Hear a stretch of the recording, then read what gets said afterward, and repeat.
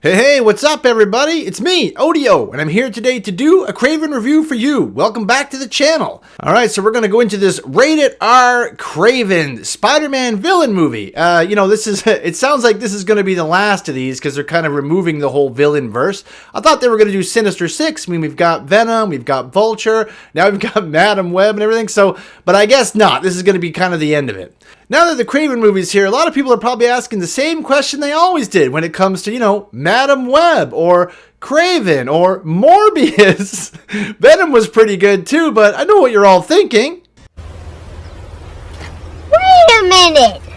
Who are you? Yeah, who are you? Who indeed are these people? Why are they getting their own movies? I think a lot of these characters could have just been side characters in like a Venom movie, because the Venom movies are pretty good, but no, this is kind of the way they went. They're all getting their own movie. I thought there'd be a big Sinister Six at the end, but looks like we're not getting that. So let's get into the Kraven movie. Is this what killed it? Is this what ended it? And is that the best reason to end a universe?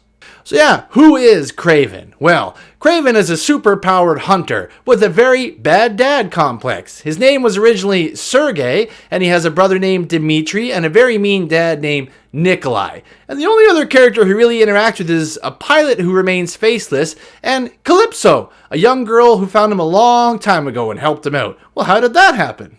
So when growing up, Kraven has a dad who is not very nice to him at all. You could say he's emotionally abusing him. Emotional, damn it! His mother he sends away. She sends letters that he never gives to Dmitri or his brother at all, or Sergey, Kraven, and he treats them both terribly. By the time he's a teenager, his mother has passed away. His dad goes to take him out of school. He ends up going hunting, getting completely mauled in a absolutely horrific rated R mauling of a lion eating a kid scene, one of the craziest I've ever seen. And then he survives that because a little girl named Calypso finds him and gives him a magical potion that gives him powers and combines him with, I think, the blood of a lion? It's not clear. And after that, he decides that he's going to go in the woods and he's now going to become a hunter and kill all the poachers and things in the world once he finds the letters that his dad has hidden from him. So, he may have suffered a bit under his dad. Stop it.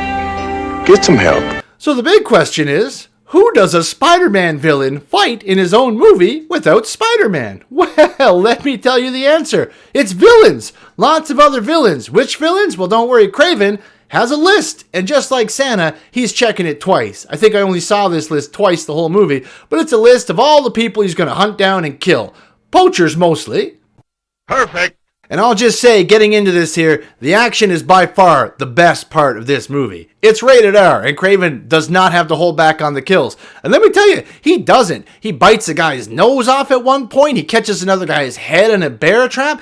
He cuts off a lot of throats. He goes through an entire prison murdering everybody. And there's a lot of scenes of him hunting poachers and people down from the list. He shoots a crossbow through a guy and sticks him on the wall at one point.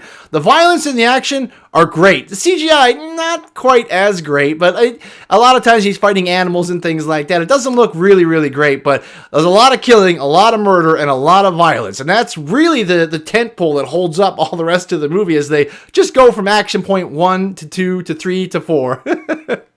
But other than just poachers and random villains, who would a Spider-Man villain fight? Well, another Spider-Man villain. Rhino's here. It's a different version of Rhino. He's kind of more like Bane. He has like some kind of a juice pack sticking into the side of him, and it's a serum that stops him from turning into full Rhino.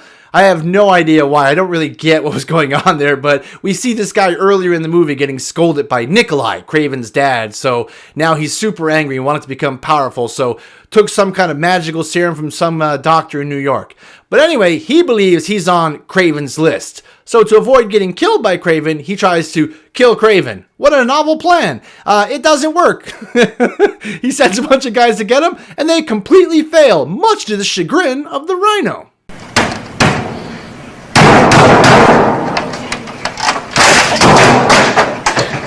And, after all his regular men fail, Rhino sends out what I'm going to call the 1, 2, 3 man. He's the Foreigner. Now, this guy was actually a pretty cool villain. When you see him, he'll be like, 1, and then he starts to fade away, then 2, he's like a ghost mist thing, then 3, he's completely gone. Now he's behind you, and he's just going to shoot you in the head or something like that. It was nuts. He was a pretty scary villain. He gave a pretty neat aura. Whenever you saw him on screen, you're like, oh no, these people are all dead. He came off scary, and like I said, because it's rated R, his murders are great. So he was called the Foreigner. I don't really recognize this character from the comics yet. I'm not a big Marvel guy, but I liked him. I thought he was interesting, cool, had a very like mysterious background, and his powers were like not really well defined, but he was nice. He seemed very threatening and cool to see on the screen. Eventually, we learn his powers are useless against bow and arrows and other things, so he meets his end, and we do get that final fight comes out. You're waiting for it the whole movie. There's a lot of really cool action scenes, chase scenes, a lot of blood and murder and killing, and you get what you want at the end, though. Kraven versus Rhino. I mean, you want Kraven versus Spider-Man, but Rhino is the only superpowered guy in this movie, and you're going to get them fight. And finally, Rhino, takes out the serum thing, goes full Rhino with the horn and everything. He's flipping over trucks. He can take bullets and block them, and he's going one-on-one with Kraven, and it's great. It's like I said, the CGI is not the best, but you get the big finale ending you want. The two people that have the most power fighting against each other to see who's the most powered villain for the end of the movie. Spoiler alert, it's probably Kraven. It is his movie. And that's pretty much the whole plot. I mean, there's really not a lot else to it. It's a very bare bones. Here's Kraven. He's a hunter. Here's him hunting people. Here's his biggest challenge. Movie over type thing.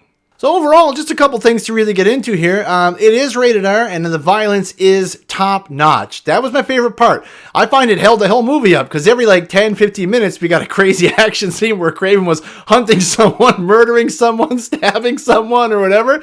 And the prison scene at the beginning, which you can see online, pretty interesting and cool. It doesn't hold that same kind of tone the whole movie, but like I said, there's lots of kills and violence. If that's what you're looking for in a comic book movie, you're going to get it here. The acting and dialogue in this are pretty big letdowns. Kraven himself, played by Aaron Taylor Johnson, loved him as Kick-Ass. He's grown up now. He's much bigger and stronger now. Another superhero movie. He's also Quicksilver, I believe, in one of the Marvel ones, but he's got his own role here, and he does pretty good. His lines are delivered pretty good. His Russian accent seems to change a bit, but whatever. Not like I could do better. His dad, played by Russell Crowe, Nikolai, comes across as fearsome and evil.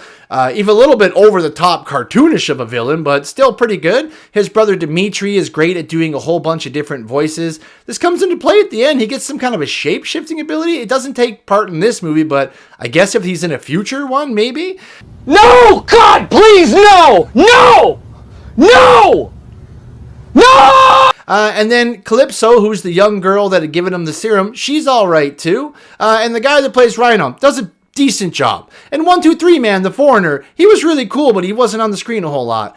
But honestly, a lot of the dialogue, it feels like they're talking past each other. It's wooden. It doesn't make a lot of sense. But overall, not the worst I've ever seen, but definitely it's a drag on the movie, because when you're trying to get the whole plot together, and a lot of the dialogue just, like I said, it feels wooden, like the actors aren't even in the same room together. The only other thing I found kind of weird was the whole movie, this Kraven guy keeps saying he's a great hunter, but he was never able to find Calypso. All those years ago when she gave him the potion and healed him, he even had a card that came from her, which actually came from her grandmother, but he doesn't find her till over halfway in the movie when she's at some funeral, and he has absolutely murdered the people that have hurt her friend. So, but it's cool when she comes back, they kind of have a little chat, they sort of team up.